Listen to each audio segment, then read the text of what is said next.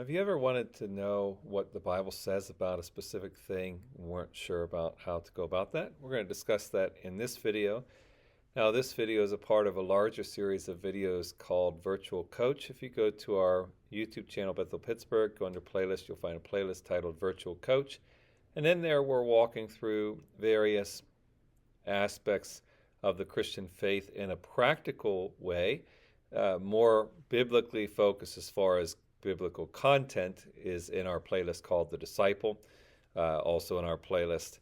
But this one is focused more practically. And in this one, we've been walking through, you'll notice the videos above it will say category, order, and title of the videos, Virtual Coach, Topical Study, Bible, it might say Bible and Topical Study.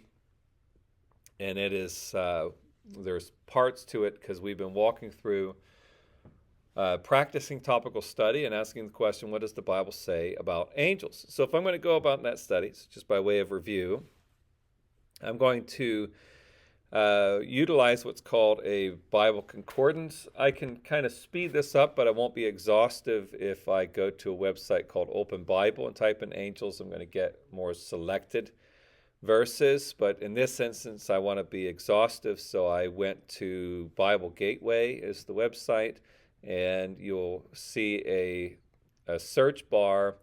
Type in the word you want to search for, and actually I want to correct this because I want it to be angel and not angels, because it's only going to look for the exact lettering that I put in that search bar. So if I type angels, it will not give me when it says angel singular, so I need to put single, so that way it is going to give me angel and any additional words that flow, any additional letters that flow with that. So angel, that way it's going to give me the singular and the plural.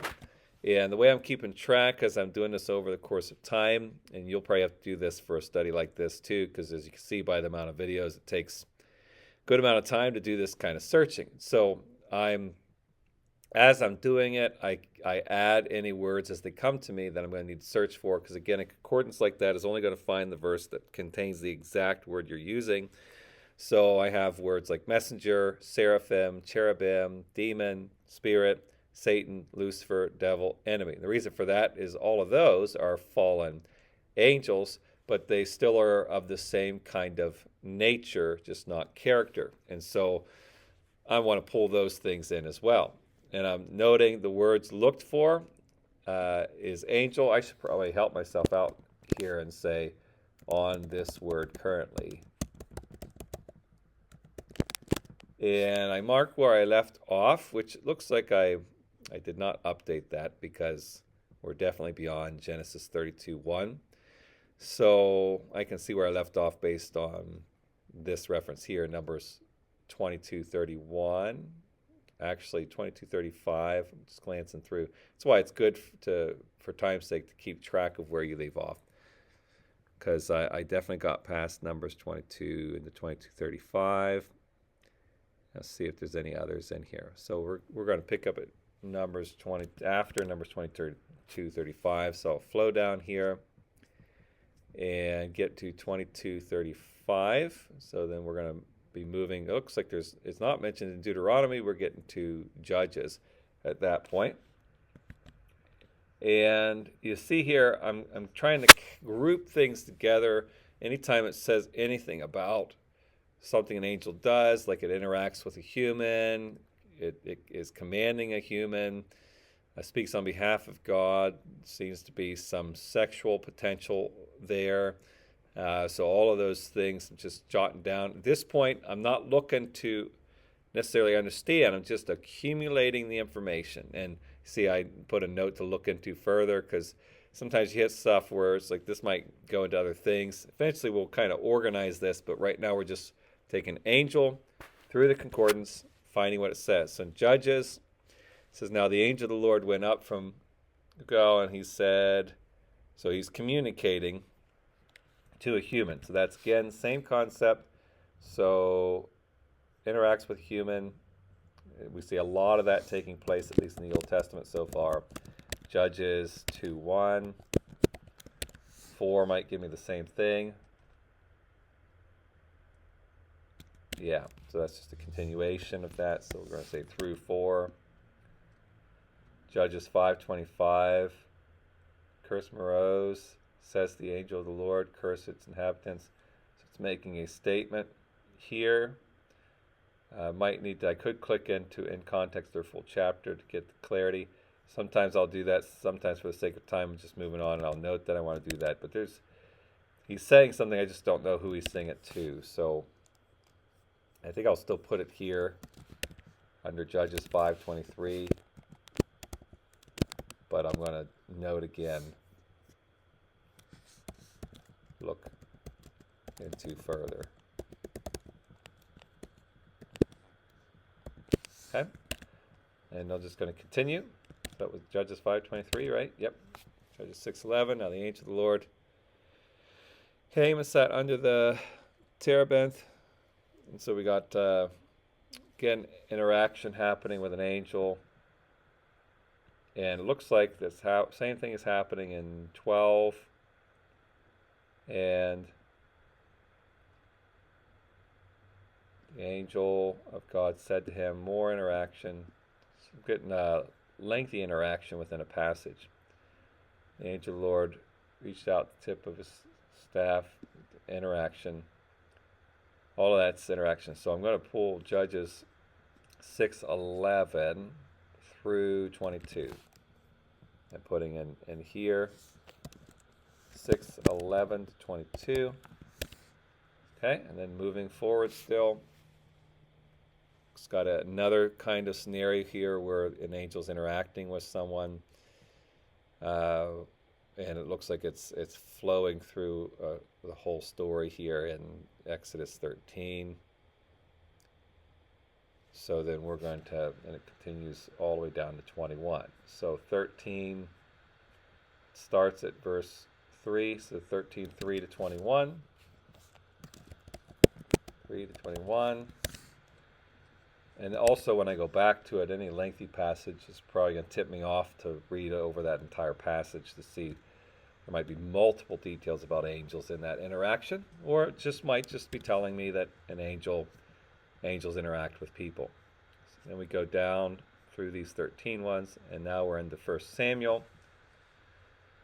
Sometimes the word's mentioned a lot in particular books. It takes a while to get out of them. Sometimes it's mentioned seldomly, and so you start moving faster. It's only mentioned once in 1 Samuel.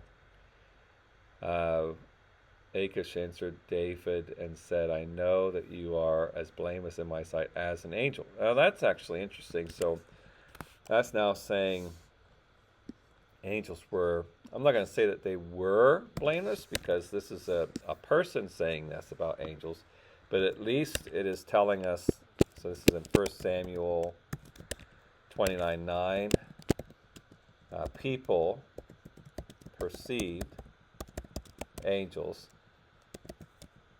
to be blameless. And that may be the case as well, but I'm just going to make sure I mention that that's what's happening here. People perceive angels to be blameless. Then we're getting into 2 Samuel. My Lord the king is like the angel of God to discern good and evil. So again, a comparison's happening here, and their perception is that an angel, I'm going to put that in a separate category, even though it's similar. So again, we'll come back and at some point and organize these together in topical subtopic. It's all under the topic of angel, but subtopics in there. People perceived angels to be able to discern good and evil. Okay, and but my Lord has the wisdom like the wisdom of an angel. So again, got these qualities happening. I'll probably put these under one umbrella at some point, descriptions of the qualities that people perceive them to have, but right now I'm going to separate them. 14:20, people perceived angels to be wise. It is, right? To be wise, yes.